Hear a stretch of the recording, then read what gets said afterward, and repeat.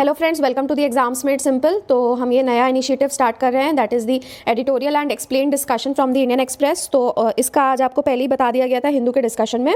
So we'll continue it depending on the response that we would get. And मुझे नहीं पता आप में से कितने लोग पहले से इंडियन एक्सप्रेस का भी पढ़ चुके हैं या सब्सक्राइब किए हैं। तो इसमें जो एक्सप्लेन और एडिटोरियल सेक्शन आता है काफ़ी ज़्यादा डेप्थ वाला आता है, काफ़ी कंसेप्ट को एकदम रूट से क्लियर किया जाता है, तो वो आपको मेन्स आंसर राइटिंग में काफ़ी ज़्यादा हेल्प करता है। तो आज भी आप जैसे देखोगे एडिटोरियल हो गया और एक्सप्लेन खासकर बहुत ही अच्छा आया है। तो कैसे वो आपको हेल्प कर सकता है वो हम आपको बताएंगे, तो आप उसको ट्राई करके देखिए and do tell us how do you like this initiative. Okay, तो सबसे पहले एडिटोरियल से शुरू करते हैं। जो आज सबसे मेन और पहला एडिटोरियल आया है वो है इंडियाज न्यू डील मूवमेंट। तो अब क्या है कि बजट की तैयारी की जा रही है, तो बजट को माना जा रहा है that it would be an opportune moment. ये एक बहुत इंपॉर्टेंट मोमेंट होने वाला है ये डिसाइड करने में कि इंडिया की इकोनॉमी अब कहाँ जाएगी। अब इसमें ये बजट कैसे हेल्प करेगा इसको बताने से पहले ये जो इसके ऑथर हैं साजिद जेड चिनॉय, तो इन्होंने ये बताया है कि अभी हमारा पिछले साल का क्या रह चुका है, कहाँ पे हम हैं और आगे हम कैसे जा सकते हैं। ओके, तो उन्होंने एक बैकग्राउंड दिया हुआ है, तो वो हम देखेंगे। तो सबसे पहले इन्होंने बताया है कि इंडिया की अभी इकोनॉमिक रिकवरी हुई है जिसमें तीन फोर्सेस देखे गए हैं। First of all is that कि जो कोविड का जो पूरा इम्पैक्ट था उसमें इंडिया ने जो अपनी लिंक है उसको ब्रेक कर लिया है बहुत easily. It has broken the link of virus proliferation and ये सबसे पहला पॉइंट इन्होंने बताया है कि अब इंडिया का जो क्यूमुलेटिव डेथ भी है वो काफ़ी कम हो गया है और अब हम धीरे धीरे करके वापस रिटर्न कर रहे हैं जो हमारी पहले प्री कोविड की जो एक्टिविटीज़ थी हम उन पर जा रहे हैं। ओके, तो इस वजह से गवर्नमेंट ने भी काफ़ी ज़्यादा अपना एक्सपेंडिचर बढ़ा दिया है इकोनॉमी को स्पेंड करने के लिए। उन्होंने काफ़ी ज़्यादा स्पेंडिंग की है। ओके, बट ये एक्टिविटी भी अब कैसे लास्ट करेगी वो उसको हमको आगे देखना है। अब दूसरा चीज़ इन्होंने बोला है कि ये तो हुआ है, एक्टिविटी हमारी कहना चाहिए कि बड़ी है क्योंकि हमारी लिंक खत्म हो गई है। Okay, so productivity activity has increase, लेकिन हमें अभी भी एक प्रॉब्लम है कि जो लेबर मार्केट है वो नीचे जा रहा है और वो कंटिन्यूसली नीचे गया है। ओके, तो एक CMIE का लेबर मार्केट सर्वे हुआ था, उसने बताया कि अभी भी 5% जो लोग हैं वो कम एम्प्लॉयड है as compared to the pre covid situation. ठीक है, और इसके अलावा PMI के भी सर्वेस का हमने डिटेल्स हिंदू में अभी जब आया था बीच में तो शेयर करी थी कि मैन्युफैक्चरिंग और सर्विस सेक्टर दोनों में देखा गया है कि एम्प्लॉयमेंट जो है वो काफ़ी ज़्यादा लैग कर रहा है। ओके, और मनरेगा जॉब्स में अभी भी डिमांड ज़्यादा है लोगों की, मतलब उनको इस मनरेगा में डिमांड ज़्यादा होने का मतलब क्या है, मतलब वो आपको एक 100 डेज का जो रूरल एम्प्लॉयमेंट गारंटी देता है, इसका मतलब लोगों के पास में नॉर्मल एम्प्लॉयमेंट नहीं है। ठीक है, तो इससे क्या है कि जो एक्टिविटी हमारी बढ़ी है, जो हमारा पहला पॉइंट था, उससे ये समझ में आता है कि शॉर्ट टर्म में अगर देखा जाए तो शॉर्ट टर्म में तो हमारा प्रोडक्शन ज़्यादा है, हमारी इकोनॉमिक रिसर्च हो रहा है, लेकिन अगर मीडियम टर्म में देखा जाए तो आर इकोनॉमी इज स्कैरिंग। ठीक है, और जितना शॉर्ट टर्म में हमें फायदा मिल रहा है उतना हमें मीडियम टर्म में नहीं मिलेगा। And why this? बिकॉज अभी जो रिकवरी हुई है it is led by capital and profits. अभी केवल जो कैपिटल इन्वेस्टमेंट किया है और जो प्रॉफिट्स आए हैं उसके ऊपर बेस्ड हम बोल रहे हैं कि इकोनॉमिक रिकवरी हुई है। लेकिन अगर लेबर और वेजेस को देखा जाए तो एम्प्लॉयमेंट कम होने की वजह से हमारी मीडियम टर्म रिकवरी जो है वो इतनी ज़्यादा नहीं होगी और उसमें भी जो व्हाइट कॉलर एम्प्लॉयज है वो ज़्यादा फायदे में as compared to the blue collar workers. Okay, ये था सेकंड पॉइंट। और थर्ड पॉइंट अब इसमें ऑथर का है ये कहना है कि जो लार्ज फर्म्स हैं उन्होंने इस क्राइसिस को बेटर इंड्योर किया है, उनके अंदर ज़्यादा क्षमता थी, ज़्यादा कैपेबिलिटी थी और इस वजह से उन्होंने मार्केट शेयर ले लिया है। Okay, so this is the third point that larger firms have taken the market share ले लिया है of the smaller firms. Okay, और इसकी वजह से क्या हुआ है, जो एक्टिविटी है वो माइग्रेट कर गई है इनफॉर्मल सेक्टर से लार्जर फर्म्स की तरफ। ओके, तो इससे टैक्स कलेक्शंस वगैरह को तो बूस्ट आएगा, लेकिन वही है एक्टिविटीज़ की वजह से स्मॉलर फर्म्स में कम हो गई है और इसका नाम इन्होंने दिया है सब्सटीट्यूशन इफेक्ट। ठीक है, तो सब्सटीट्यूशन इफेक्ट क्या है, अब ये देखो आपसे सवाल डायरेक्टली पूछ सकता है UPSC की with related to covid pandemic what is the substitution effect that has been seen in the economy. तो सब्सटीट्यूशन इफेक्ट क्या हुआ है कि लार्जर फर्म्स ने रिप्लेस कर लिया है, पूरी एक्टिविटी जो माइग्रेट हो गई है वो लार्जर फर्म्स में हो गई है एज कम्पेयर टू द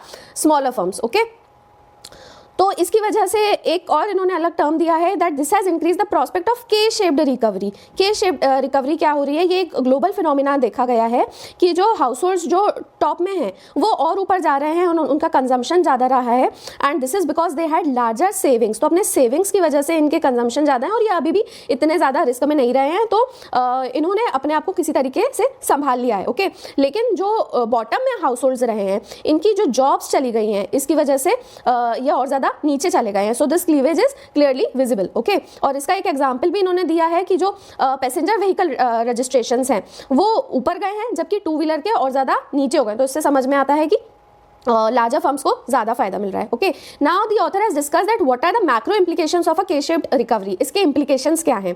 तो इन्होंने कहा है कि जो ऊपर के हाउस होल्ड्स हैं वो मतलब अभी एक शुगर रश में है। Okay, another term is they have use. आप इन टर्म्स को जितना ज़्यादा यूज़ करेंगे अपने आंसर्स में, आपकी खुद की भी प्रैक्टिस होगी और उतना ज़्यादा आपका आंसर रिफाइंड होगा।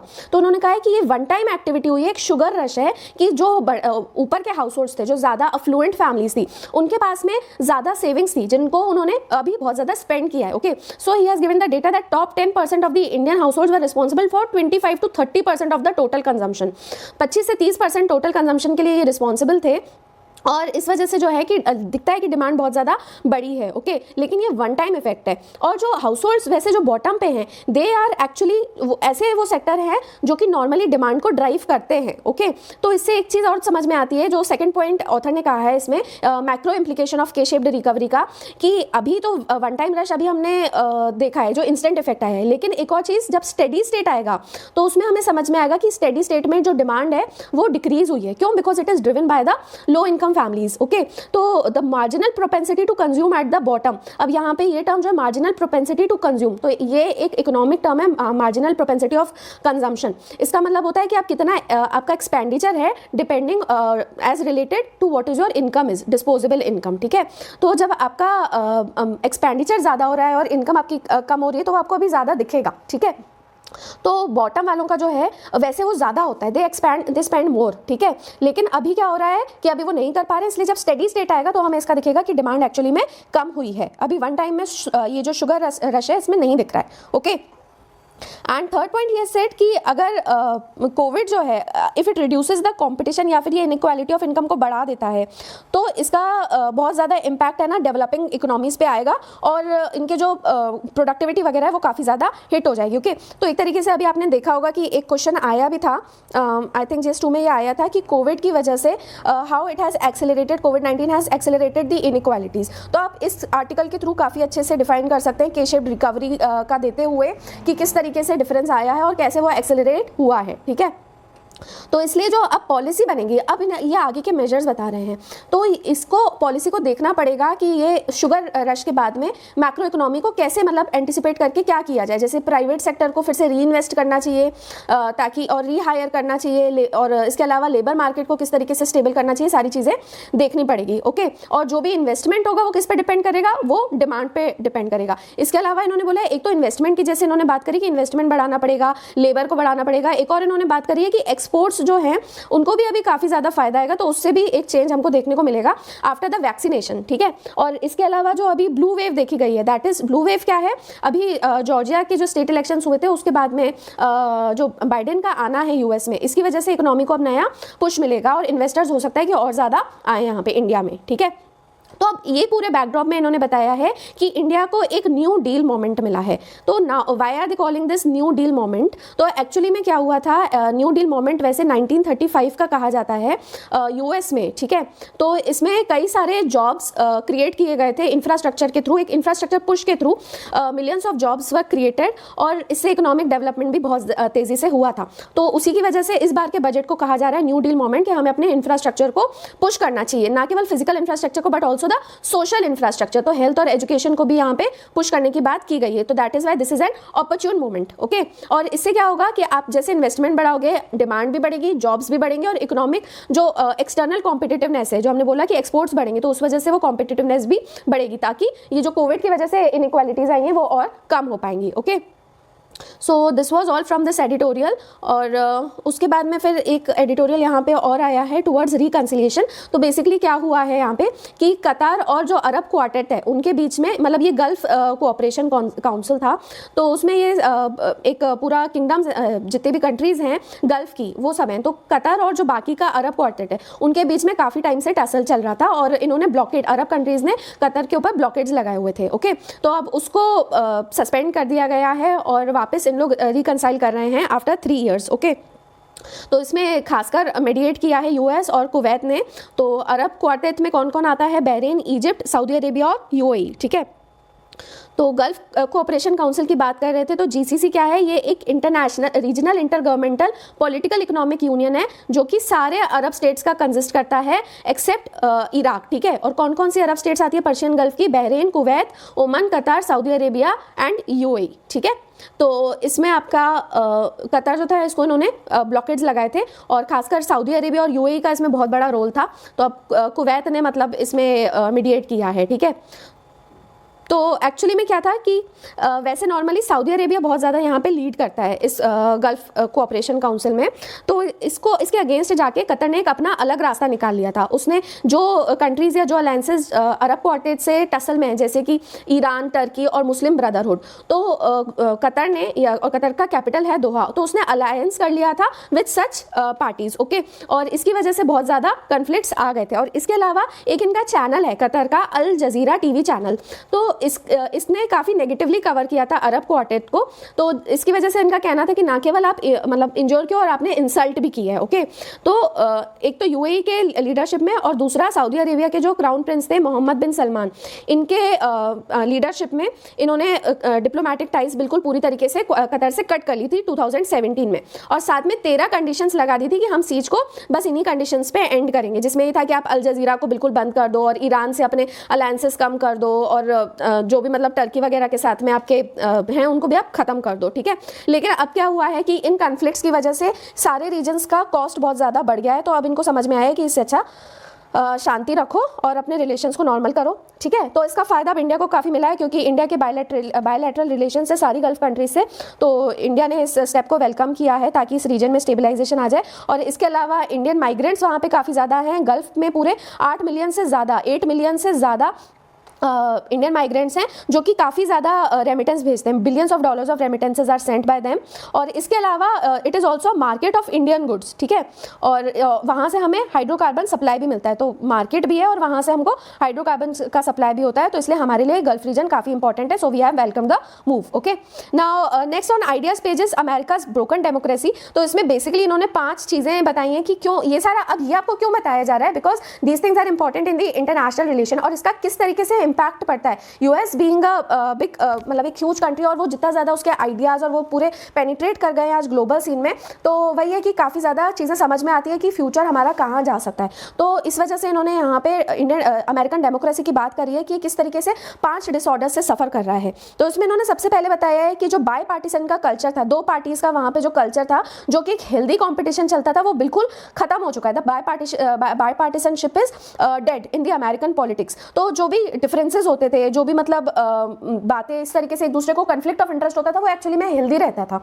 और अब क्या हो गया है कि रिपब्लिकन लीडरशिप होने के बाद, यानी ट्रंप के होने के बाद क्या चेंजेस आए हैं, वो यहाँ पे इन्होंने बताया कि किस तरीके से डेमोक्रेसी खत्म हो गई है। तो पहला तो बताया कि बाय पार्टीसनशिप बिल्कुल खत्म हो गई है, इट इज़ डेड। तो इसका एग्जांपल अभी देखने को मिला था कि जो रिपब्लिकन सेनेटर्स हैं उन्होंने वहाँ पे हाउस में जो स्पीचेस डिलीवर करी थी वो काफ़ी हॉस्टाइल और अनयील्डिंग थी, ओके। तो ये एक मतलब एक हेल्दी आपका एनवायरनमेंट वहाँ पे नहीं था, ठीक है। सेकेंड इन्होंने बोला है कि this leadership has led to the rise of a plebiscitary leader, ठीक है। तो प्लेबिसिटरी क्या होता है, जो डायरेक्टली मतलब उनसे अपने लोगों से अपने फॉलोअर्स से कम्युनिकेट करे, डायरेक्टली उनके व्यूज़ ले और अपने व्यूज़ उनको डायरेक्टली दे। तो इसमें क्या है कि इंस्टीट्यूशंस के आप ऊपर से जाते हो, आप उनको बाईपास करते हो एक तरीके से। जो लीडर है वो अपने फॉलोअर्स के साथ में एक बना लेता है, एक रिलेशन बना लेता है, ओके। तो ये एक्चुअली में एक मैक्स वेबर का थीसिस भी ऑन द करिज्मेटिक पर्सनैलिटी। तो ऑथर ने कहा है कि ये करिज्मेटिक पर्सनैलिटी वाले डेफिनेशन पे ट्रंप पूरी तरीके से खरे उतरते हैं, ओके। थर्ड जो चीज़ इन्होंने बोली है that is debilitation of institutions, यानी कि जो इंस्टीट्यूशंस थे उनको वहाँ पे अभी पूरी तरीके से खत्म कर दिया गया है। मतलब अभी हमने ट्रम्प के टाइम पे देखा था, जो भी उनके अगेंस्ट जा रहा था तो वो उसको अपने ऑफिस से ही निकाल दे रहे थे। और अगर मीडिया भी यदि कुछ कह रही थी तो उनको डिस्क्राइब किया जा रहा था स्पर्वेयर्स ऑफ फेक न्यूज़। मतलब एक तरीके से मतलब वही बीइंग अ नार्सिसिस्टिक लीडर, कि वो अपने आप को ही सही ठहराना चाह रहे थे, तो बाकी हर किसी को या तो हटा देना है, या तो हमको उनके साथ अलायंस नहीं करना है, या तो गलत प्रूफ करना है। ओके तो वही था कि जो छोटे छोटे कन्वेंशंस भी थे उसमें भी मतलब ये देखा गया कि बाईपास करते हुए ही would appoint his own family members to the high offices, ठीक है। तो और इसके अलावा जैसे एक कन्वेंशन बना हुआ था कि प्रेसिडेंट्स यूज टू पे देयर इनकम टैक्सेस, तो इन्होंने भाई मना कर दिया, हम इनकम टैक्स भी नहीं पे करेंगे। So this was the third thing, institutions को बाईपास करना। Fourth is the elite capture. तो जो पॉलिटिकल सिनेरियो है इसमें एक एलीट कैप्चर किया था, पॉलिटिकल फार्मूलाज का एक टर्म होता है ये, गायतानो मॉस्का ने दिया था, गायतानो मॉस्का ने, the Italian theorist of elites. तो इसको इन्होंने कहा था पॉलिटिकल फार्मूलाज। ओके तो पॉलिटिकल फार्मूलाज क्या होते हैं कि जो एलिट्स होते हैं वो अपनी बात को सही ठहराने के लिए क्या करते हैं, ऐसे आर्ग्यूमेंट्स देते हैं ताकि जो मतलब जनता है, जो लोकल पॉपुलेशन है वो उसको सही मान ले। ओके तो इसको मतलब जो अभी इनका पॉलिटिकल फार्मूला था ट्रम्प का, न्यू लिबरलिज्म का, तो उसको इन्होंने बिल्कुल सही ठहराया। तो this was used by capital elites, ना केवल अपनी वेल्थ को अक्यूमुलेट करने के लिए बट ये भी जस्टिफाई करने के लिए कि जो नॉन एलिट पॉपुलेशन है उनको ये जस्टिफाई कर दिया इन्होंने किसी तरीके से कि ये पब्लिक इंटरेस्ट में और ये सही है, ठीक है। तो वैसे इसमें यहाँ पे इन्होंने वर्ल्ड इकोनॉमिक फोरम और नीति आयोग को भी इसी चीज़ के लिए क्रिटिसाइज किया है कि ये भी मतलब उसी तरीके के पॉलिटिकल फार्मूलाज यूज़ करते हैं लोगों को रिझाने के लिए, ठीक है। अब फिफ्थ जो उन्होंने प्रॉब्लम बोली है अमेरिकन सोसाइटी में हुई है, that is the increasing inequality. तो उसके लिए भी बिल्कुल पूरी तरीके से ट्रम्पियन मोबिलाइजेशन को उसने ग्रो किया है। तो उन्होंने मतलब किस तरीके से लोगों का और मजाक उड़ा के हर चीज़ में अपनी पॉलिटिक्स की वोकैब उन्होंने चेंज कर दी, पूरा टाइम मॉक करना, तो इस वजह से इनइक्वालिटीज़ जो है वो और ज़्यादा बढ़ गई हैं। Okay and his politics of hate, इसकी वजह से क्लाइमेट ऑफ मतलब क्लाइमेट ऑफ इनइक्वालिटी में रहते हुए भी जो उनका एक पॉलिटिक्स ऑफ हेट रहा है, तो काफ़ी ज़्यादा इस वजह से सोशल मीडिया पोस्ट में भी चुप करके मतलब लोग बस अब मॉक करने लगे। बेसिकली ये कहना चाह रहे हैं कि केवल मॉक करने लगे। तो अब जैसे जो नए प्रेसिडेंट आ रहे हैं बाइडेन, तो उनके लिए डुअल रिस्पॉन्सिबिलिटी है, केवल उनको एक प्रेसिडेंशियल रोल नहीं करना है, जो सारी चीज़ें डेमोक्रेटिक इंस्टीट्यूशंस पूरे खराब हो चुके हैं, डिटीरियोरेट हो चुके हैं ट्रम्प के अंडर, उनको दोबारा रिपेयर करना उनकी रिस्पॉन्सिबिलिटी है। So let's see how he will do it. Now let's move to the explain section. इसमें बहुत अच्छा एक्सप्लेन का आर्टिकल आया, फार्म प्रोटेस्ट बिग पिक्चर। तो इस आर्टिकल में, इस एक्सप्लेन सेक्शन में एग्रीकल्चर की प्रॉब्लम कंप्लीटली आप मतलब इतना कॉम्प्रिहेंसिव आया है ये कि आप बहुत इजीली है ना मेंस के आंसर आप बहुत इजीली लिख सकते हो। इसमें काफ़ी अच्छा एक्सप्लेन किया हुआ है, hope you will enjoy it. तो it is written by Siraj Hussain, ये रिटायर्ड IAS ऑफिसर हैं और ये सेक्रेटरी रह चुके हैं मिनिस्ट्री ऑफ फूड के और मिनिस्ट्री ऑफ एग्रीकल्चर के। तो काफ़ी इशूज़ इन्होंने बेसिकली डिस्कस किए हैं कि एग्रीकल्चर में क्या इशूज़ हैं और अभी का फार्म प्रोटेस्ट क्या है। ओके तो कोई भी मतलब या प्रो या उसमें अगेंस्ट में नहीं है, ये काफ़ी न्यूट्रल चीज़ें इन्होंने बताई हैं, ठीक है। तो देख लेते हैं। तो अब मेन चीज़ तो वैसे यही आ रही है कि केवल पंजाब हरियाणा में क्यों हो रहा है, वही क्यों एक्सप्लॉइट कर रहे हैं, ये सारी चीज़ें आ रही हैं। तो पूरे मतलब एग्रीकल्चर की प्रॉब्लम पूरे में है, इस चीज़ के लिए ये डिस्कस किया गया है। And he has also been the fellow of Indian Council for Research on International Economic Relation. ये मैंने आपको क्यों बताया, क्योंकि अभी आप देखोगे ICRIER, इसका जो शॉर्ट फॉर्म है ये कई बार आएगा, तो इसलिए मैंने आपको बताया कि Indian Council for Research on International economic relations के ये फेलो रह चुके हैं, ठीक है। तो व्हाट इज द, सबसे पहले इन्होंने डिस्कस किया लैंड की सिचुएशन के बारे में। लैंड की क्या करंट सिचुएशन है, तो एरिया जो है वो श्रिंक कर रहा है। तो ये देखा गया कि 159 से 157 करीब पे आ गया है, लेकिन ऑपरेशनल होल्डिंग्स, लैंड श्रिंक कर रहा है लेकिन ऑपरेशनल होल्डिंग्स जो हैं वो बढ़ रही हैं। अब ऑपरेशनल होल्डिंग्स क्यों बढ़ रही हैं, बिकॉज ऑफ द फ्रेगमेंटेशन, ठीक है। तो फ्रेगमेंटेशन की वजह से बढ़ रही हैं। वैसे हमारे पास में कोई भी तरीका नहीं है ये एस्टिमेट करने का that how many farmers are there, but based on the operational holdings हम बता सकते हैं कि कंट्री में कितने फार्मर्स हैं। तो ऑपरेशनल होल्डिंग्स जो थी वो पहले मतलब 138 मिलियन करीब थे, अब 146 मिलियन हो गई हैं। इसका मतलब ये है कि करीब 14.6 करोड़ फार्मर्स हैं हमारी कंट्री में, ठीक है। और 86% जो इनमें से हैं 86% are small and marginal farmers, यानी कि इनकी एवरेज लैंड होल्डिंग साइज जो है वो लेस देन 2 हेक्टेयर्स है, ठीक है। तो ज़्यादातर फार्मर्स जो हैं वो कहाँ पे रिसाइड करते हैं, they reside in the 5 states of UP, Bihar, Maharashtra, MP and Karnataka, ठीक है। इन 5 स्टेट्स में ज़्यादातर रिसाइड करते हैं more than half of India's farmers. अब फ्रेगमेंटेशन क्या प्रॉब्लम है, हाँ क्यों प्रॉब्लम है, क्योंकि एक तो आपका प्रोड्यूस कम रहता है तो आपको उसको एग्रीगेट करना पड़ता है। यहाँ तक कि एक ट्रॉली भी एक जा रही होती है, उसको भी अगर भरना है तो आपको जब तक प्रोड्यूस एग्रीगेट करके नहीं करोगे तो स्मॉल फार्मर्स इंडिविजुअली एक ट्रॉली नहीं भेज सकते, उनकी भरेगी भी नहीं, ठीक है। तो वो APMC में भेजा जाता है, ओके। और स्मॉल होल्डिंग्स की वजह से अब ये खुद तो जा नहीं पाते अपनी ट्रॉली को लेके, तो they are forced to sell their produce at farm gate itself, वहीं पे जहाँ पे इनका फील्ड वगैरह है वहीं पे इनको सेल करना पड़ता है, ओके। तो ये एक लैंड की वजह से क्या प्रॉब्लम है ये हमने देखा। और बहुत ज़्यादा लोग एम्प्लॉयड है, हमारा काफ़ी ज़्यादा वर्कफोर्स इसमें एम्प्लॉयड है। तो लेबर ब्यूरो के अकॉर्डिंग 45% जो हमारा वर्कफोर्स है इट इज़ इन एग्रीकल्चर। और उसमें भी सेंसस जो हमारा 2011 का था वो कहता है कि इस 45% के 55% जो लोग हैं दे आर एग्री लेबरर्स, यानी उनका खुद का वो फार्म वगैरह नहीं है, they work for wages on the land of others, ठीक है। तो ये हमने लैंड की बात करी और पॉपुलेशन की बात करी। अब नेक्स्ट प्रॉब्लम आती है क्रॉप की। तो राइस की बात करें तो क्या राइस अकेला वाटर गजलिंग क्रॉप है? नहीं, इसके अलावा शुगर केन भी है, लेकिन शुगर केन में जो है आपको कंपेरेटिवली पानी कम लगता है, 1500-2000 लीटर लगता है, जिसमें थोड़े वेरिएशंस होते हैं अक्रॉस द स्टेट। लेकिन चावल के लिए आपको, राइस के लिए 5000 लीटर वाटर लगता है फॉर 1 kg, ठीक है।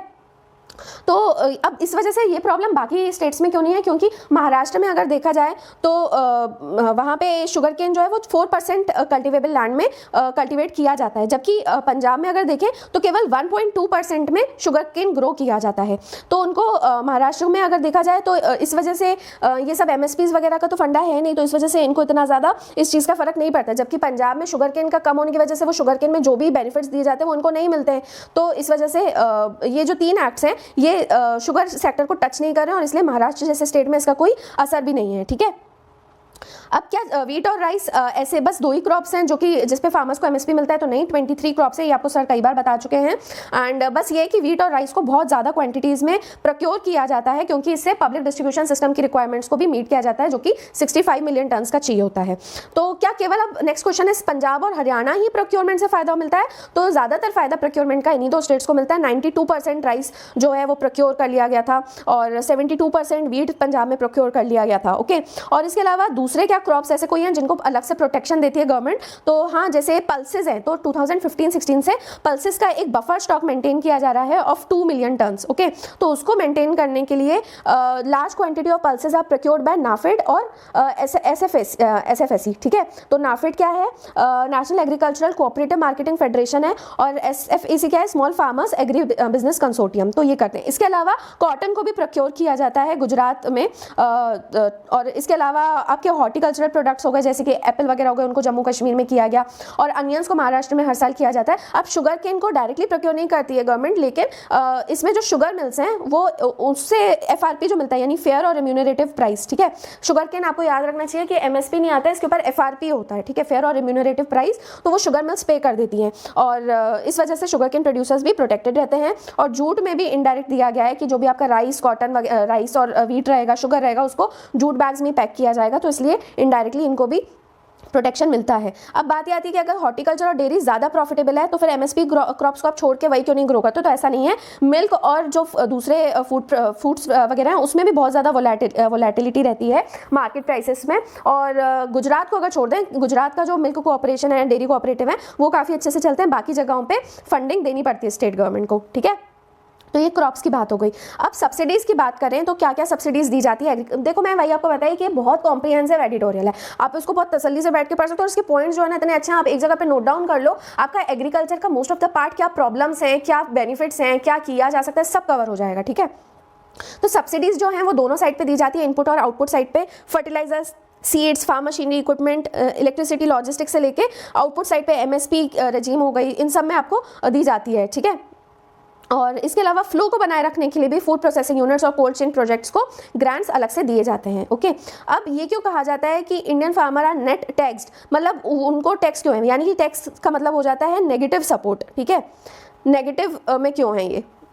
क्योंकि रिग्रेसिव पॉलिसीज़ की वजह से भले इनको सब्सिडाइज किया जा रहा है, लेकिन जो हमारी पॉलिसीज़ है मार्केटिंग साइड पे, डोमेस्टिक को लेके हो गई या इंटरनेशनल ट्रेड पॉलिसीज़ को हो गई, उसकी वजह से मतलब ये नेट टैक्स है, यानी कि सब्सिडी देने के बावजूद ये लॉस में रहते हैं, ठीक है। और इसके अलावा हमारा इंफ्रास्ट्रक्चर भी जो है वो इतना अच्छा नहीं है। तो प्रॉब्लम देखिए बेसिकली यहाँ पे पॉलिसी इंप्लीमेंटेशन और इंफ्रास्ट्रक्चर में, ठीक है। सब्सिडीज़ आप देते रहो लेकिन वो फ़ायदा ही नहीं करेगा, वो लॉसेज में ही जाएंगे, ठीक है।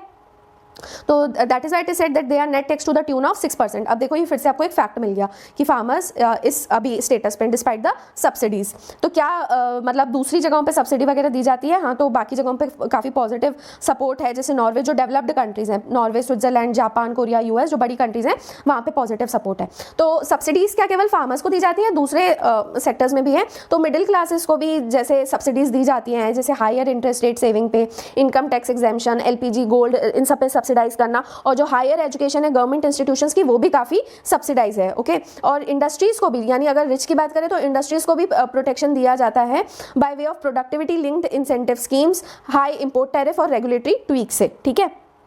अब नेक्स्ट चीज़ यह आ जाती है कि जब सरकार ये कह रही है कि न्यू लॉज जो है वो काफ़ी बेनिफिशियल है, तो फिर फार्मर्स क्यों एजिटेट कर रहे हैं, और इसमें खासकर पंजाब के फार्मर्स क्यों फोर फ्रंट पे? इसकी वजह ये है क्योंकि आपको पता है कि सबसे ज़्यादा प्रोक्योरमेंट वहाँ पे होता है, वहाँ की जो APMC मंडीज़ हैं वो काफ़ी ज़्यादा रोबस्ट है, ठीक है। तो इतना ज़्यादा उनका प्रोक्योरमेंट का सिस्टम एफिशिएंट हो चुका है कि अब उनको ये डर है कि ये ओपन एंडेड प्रोक्योरमेंट बिल्कुल पूरी तरीके से खत्म हो जाएगा, and that is why it will lead to privatisation. तो क्या ये बात सच है? क्या फार्मिंग को पूरी तरीके से मार्केट फोर्सेस के हवाले छोड़ सकते हैं? नहीं, ऐसा नहीं है, बिकॉज जो नॉन MSP क्रॉप्स ग्रो कर रहे हैं फार्मर्स, फ्रूट्स और वेजिटेबल्स, उनको भी मैंने बताया कि काफ़ी ज़्यादा वोलेटिलिटी देखने को मिलती है। और जो MP की जैसे स्कीम थी, भावांतर स्कीम या फिर प्राइस डेफिशिएंसी पेमेंट की जो स्कीम थी, उसने भी देखा कि काफ़ी फ़ायदा नहीं मिला है। तो जो एकमात्र तरीका है फार्मर्स को बचाने का वो है उनको इनकम सपोर्ट देना, डायरेक्ट इनकम सपोर्ट देना।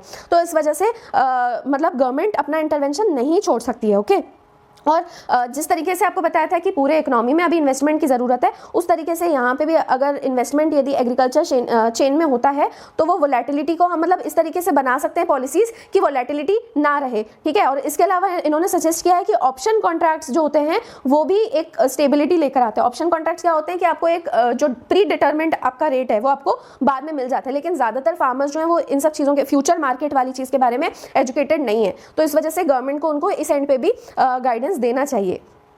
नेक्स्ट चीज़ है कि क्या प्रोक्योरमेंट पूरी तरीके से अबॉलिश हो जाएगा, और फिर PDS का क्या होगा? तो देखो, PDS तो देना अभी ज़रूरी है, क्योंकि इन्होंने कहा कि नेशनल फैमिली हेल्थ सर्वे के अकॉर्डिंग हमारे यहाँ पे मेल नरिशमेंट भी बहुत ज़्यादा है, और खासकर विमेन और चिल्ड्रन में, तो इसलिए PDS सिस्टम तो रहेगा। बस ये है कि एक अगर PDS का नेक्स्ट 10 साल का मैप बना लिया जाए तो हम एक्जैक्टली जितनी क्वान्टिटी चाहिए उतनी हम ग्रो कर सकते हैं, ठीक है। और क्या ये जो अब डर है लोगों को कि जो कंज्यूमर प्राइसेस हैं, मतलब कि कंज्यूमर एंड पे भी इन्फ्लेशन आ जाएगा अगर एसेंशियल कमोडिटीज़ एक्ट आता है, तो ये बात है कि जो हाई वैल्यूड एग्रीकल्चरल कमोडिटीज़ हैं और जहाँ पे इंडिया डेफिसिट है, जैसे पल्सेस वगैरह हो गई, तो अगर कॉर्पोरेट्स, बड़ी कंपनी जो है, अगर पल्सेस को स्टॉक करने लगे तो फिर प्राइसेस बढ़ सकते हैं। तो ऐसे में गवर्नमेंट को क्या करना चाहिए कि इनको कंपलसरी कर देना चाहिए कि आपका जो भी स्टॉक वगैरह है वो आप वेयर हाउसिंग डेवलपमेंट और रेगुलेटरी अथॉरिटी के जो रजिस्टर्ड वेयर हाउसेज हैं आप वहीं पे ही रखोगे, ठीक है।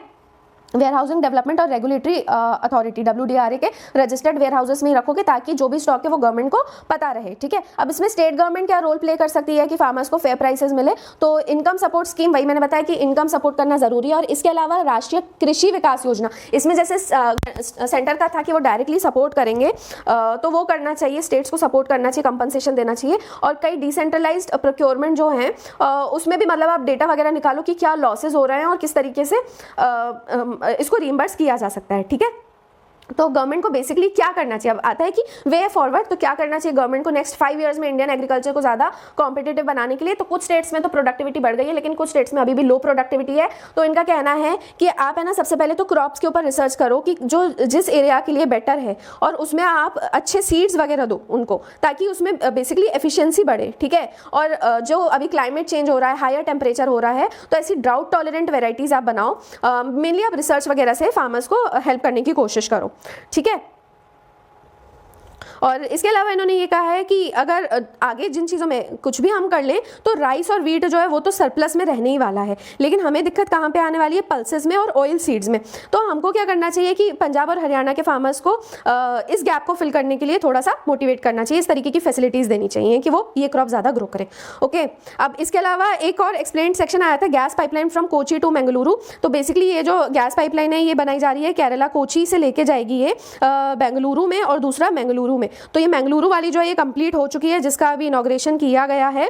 और ये प्रोजेक्ट जो है ये 2007 से स्टार्ट किया गया था। और ये नेचुरल गैस पाइपलाइन किसकी है? गेल की है, यानी गेल अथॉरिटी ऑफ इंडिया लिमिटेड। और इसका मेन पर्पस क्या है? टू डिलीवर्ड LNG, ठीक है, लिक्विफाइड नेचुरल गैस को डिलीवर करना। और ये कहाँ से आ रही है? कोची से। कोची में इसका टर्मिनल किसने बनाया है? पेट्रोनेट LNG ने बनाया है, और 2013 में बन गया था, लेकिन इसको नहीं किया जा रहा था।